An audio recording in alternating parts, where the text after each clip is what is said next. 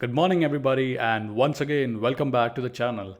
In today's video I would show you how you can parallelize Iceberg table compaction with step functions and Athena. So without wasting any further time, let's get started. So here is how the solution looks like. So again, there are various ways to do the compaction in Iceberg, right? Like Spark is one of them, right? Athena, Trino, and so on, right? So here I want to show you a very simple yet scalable solution, right? Using Athena. So we'll fire the step functions with the following payload, as you can see over here on the image. This will be, table one, table two, table three, whatever that is, right? And then in step function will orchestrate the entire workflow, and it will parallelize these queries, and it's going to do optimization on our Iceberg. So if you're interested to learn about this, so again, on my Medium I have all the resources, steps that you can do. So let's get started with the lab. Okay, so first step is, come to your Athena. I'm using my default catalog, and here you can see I do have some two tables, table 1 and table 2. Of course, you can find the queries for them in the description section below, right? So now what we'll do is we'll insert some more data into this particular table, right? So just to show you, I'm gonna run this one. So again, just inserting some data into both table 1 and table 2. I did insert data into table 1.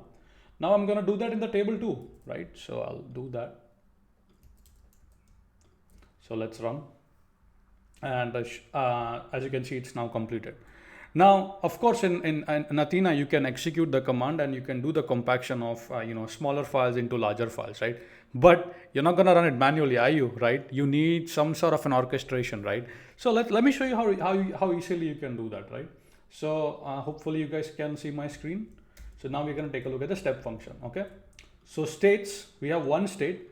Parallel Athena query is just the name that I've given here. Type is gonna be a map because I want an ability to pass multiple queries, right? And here you can see item path is $.jobs. So because here you can see my payload, right? Query 1, query 2, it's inside the job entity. So $.jobs, so it's an iterator, max concurrency. Here, this is something you can play with, right? If you want to, run 10 queries on Athena at a given point, you can do that. You can, if you want to do 100,000, whatever that number is, you can basically add that number here. And then here is the iterator, and here you can see this will execute the query on Athena, and if you observe everything, it's parameterized, right? So for example, let me see if I can show you the query part here. Query string, right? Query string dot dollar is colon dollar dot query. So this means this particular query is going to be injected over here. Does that make sense? So now you can copy this JSON, right? And then you can head over to step function. I think I already have done that. So I'm just going to show you or walk you over the steps. Iceberg compactor, right? You can click on edit, of course, here code, and then you can paste that JSON here. Again, you can see I've already done that prior to the video, right? Now let me show you how I can run it, right? So over here, I'm just going to change this to default because that's the database, right? So here you can see I have two tables, right? So I have two queries, right? And again, step function can be easily orchestrated on a schedule with event bridge, very easily, right? So here I am simply calling optimize table, rewrite data using bin pack, right? I'm doing that. So I'm going to copy this JSON. Let's see if it works, right? So if I'm going to go to state function, Iceberg compactor, right? I'm going to click on that start execution, and I'll try to paste the JSON in. I'll format this and I'll click on start execution. Here you can see both the queries are now being executed on Athena. So my Iceberg table compaction is complete, as you can see. You could actually verify that, right? So if you go to Athena, recent queries, and if you just refresh here, a little hard to see that, but here you can see optimize default. So this query was ran, right?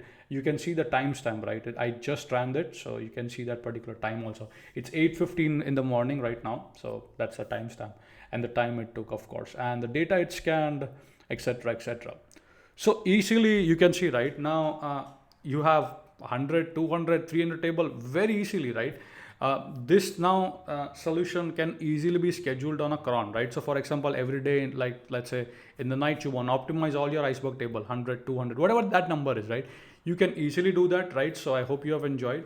And also, if you want to build a little more, for example, let's say if the Athena query fails, hey, maybe you want to send a notification using SNS, right? So you can, of course, add to the workflow is all I'm saying. The entire step function JSON, you can read the blog on my Medium. So if you have any questions, let me know. But I hope you enjoyed the solution. If you have any questions, you can write me on this particular video on the comment section, and I'll try my level best.